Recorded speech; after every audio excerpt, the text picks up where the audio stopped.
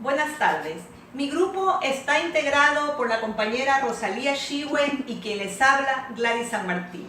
El tema que nos ha tocado hablar en este día es la tormenta o lluvia de ideas, que fue creada por Alex Osborne y nos permite a través de esta técnica crear ideas originales en ambientes relajados. Se debe utilizar para liberar la creatividad de los demás, para involucrar a todos en el proceso y generar un número extenso de ideas. Esta técnica tiene dos fases, la fase de generación y la fase de creación. En la fase de generación, el facilitador revisa las directrices y el propósito de la sesión de la tormenta de ideas. Después, los miembros del equipo generan una lista de ideas. El objetivo es generar la mayor cantidad de ideas en el menor tiempo posible. La segunda fase es la fase de aclaración. El equipo revisa la lista de ideas para asegurarse de que cada una se las entienda. La evaluación de las ideas ocurrirá cuando se concluya la sesión. Las directrices de la generación de ideas. Para poder realizar todas estas ideas, en primer lugar tenemos que seleccionar o que elegir un facilitador.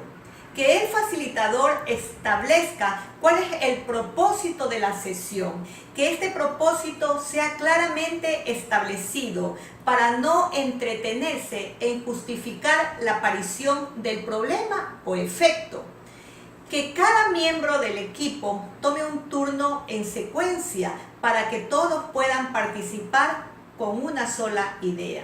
Cuando sea posible, seguir construyendo sobre las ideas de los demás. Es importante aquí indicar que en esta etapa las ideas no deben ser criticadas ni discutidas, aunque a algunos nos parezca un tanto insensatas.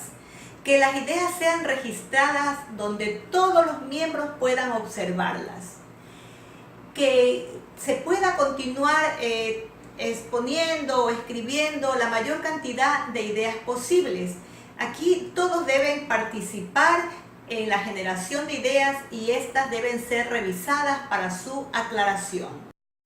Como lo ha mencionado Gladys hace un momento, la lluvia de ideas es una de las técnicas más utilizadas en el área educativo para las diferentes asignaturas en las que se pueda desarrollar estos procesos.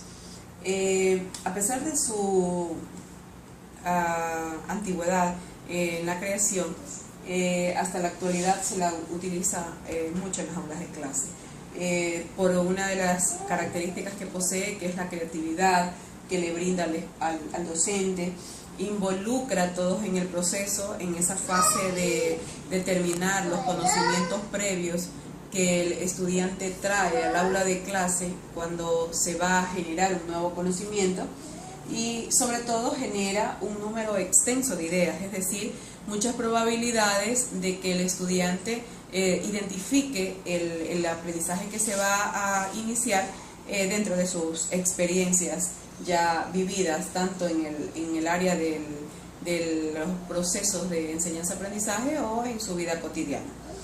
Por ello debemos identificar claramente que existen dos fases. La una, que es la fase de generación, que es justamente la que habíamos mencionado, en función de lo que el estudiante hacía en el aula de clase con el tema que se esté tratando. Y la otra, que es la de aclaración. La aclaración, que es la etapa en la que el docente tiene que ejercer su guía, su trabajo, para poder definir los aciertos o desaciertos que el estudiante pudo haber tenido en esa jornada y definir y que quede mucho más claro el tema que se está tratando. Son muchas las directrices que podemos nosotros asumir dentro de la generación de ideas. Entre las principales, como lo estábamos comentando, pues que deben de existir varios elementos. El aula, obviamente, con nuestros estudiantes, pero sí, para que se sienta mayor la participación de ellos, pues utilizarlos como secretarios, el docente como parte del guía o el facilitador, en este caso, de este proceso. Y una de las cosas importantes, que todas estas ideas queden plasmadas, ya sea en la pizarra o por medio de la computadora se visualicen en las proyecciones que se elaboren. De esta forma será mucho más valedera las aclaraciones que el docente pueda dar en función del proceso que se pudo haber desarrollado. Entonces, como lo habíamos mencionado, son diferentes las áreas en las que se puede abarcar esta técnica, que como lo observamos en esta gráfica, es justamente el mantener activo al estudiante, motivado, porque cada una de sus apreciaciones, independientemente de que estén o no acertadas, son valederas para ese arranque de clase. Es decir, es ideal para trabajar los conocimientos previos al arrancar la jornada de clases. Entonces, les decía, como lo podemos observar en el gráfico, los alumnos están atentos, muy activos, participando, porque todos sus criterios son reconocidos y valederos. En esta etapa no objetamos, sino más bien incentivamos a que se mantenga constantemente la participación del estudiante, con orden, claro está, bajo la dirección del docente, y asimilando en la pizarra o por los medios que se puedan establecer los criterios de los estudiantes. Entonces decíamos pues que si en todas las áreas no funciona, en la estadística no es una asignatura aislada.